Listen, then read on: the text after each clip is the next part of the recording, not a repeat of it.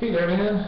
Well, as I told you, now that we know stuff about intervals, it's time to put them to work in order to be able to come up with chords. So, when you have a distance between two notes, so basically a root and an interval in that same scale, let's say, we have an interval. But if we stack another interval on top of these two notes, okay, so we have two intervals, distances between a root and a note, and that note and another one, we have a triad.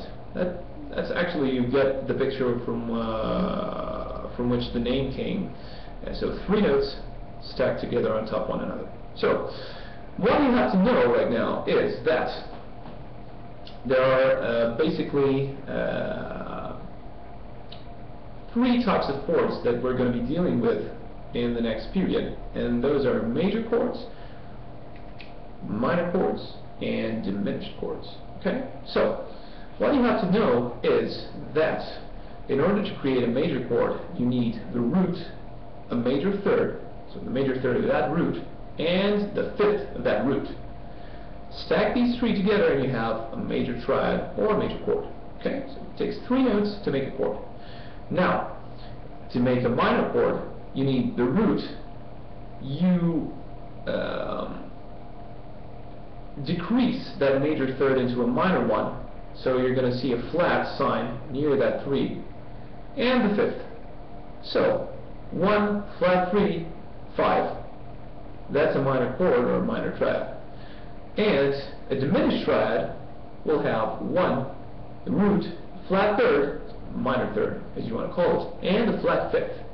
So in the case of C major, right? You know this chord probably very well, right? You have C, D, and G. C, you have 1, 3, 5.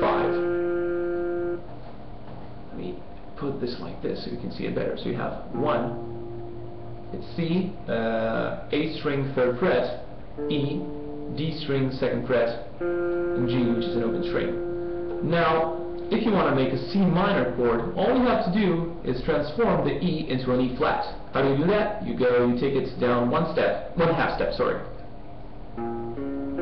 See, it's sad. That's how you recognize a major chord from a minor chord. Major chord is happy, the minor chord is sad. So you have C, E flat, G. That E flat is found on the 1st fret on the D string. And now, I'm going to have to move a little bit because I can't go to G flat from this open G, so I'm going to play the diminished triad here.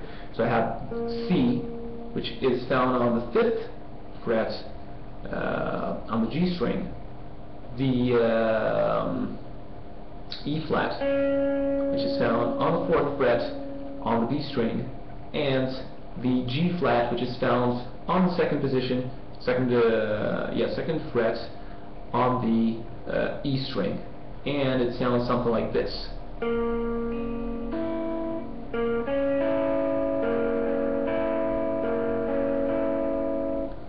Now that you have all these under your belt, I want you to try the following thing. Find all the C notes on the neck, and using these formulas, so major chord is 1, 3, 5, that means root, major third, fifth. Minor chord, that's 1, flat 3, 5, that means root, minor third, fifth. And diminished, which is 1, flat 3, flat 5, which means root, flat third, flat fifth. So knowing these formulas, I want you to pick up all the C notes on the neck and create these chords in those positions using the formulas. And why not make a little video for me where when you show me all the positions that you have discovered, and we'll see if you got those formulas right for those types of chords. And that means that we can move to the next step. I'll be looking forward for that video, man. Cheers.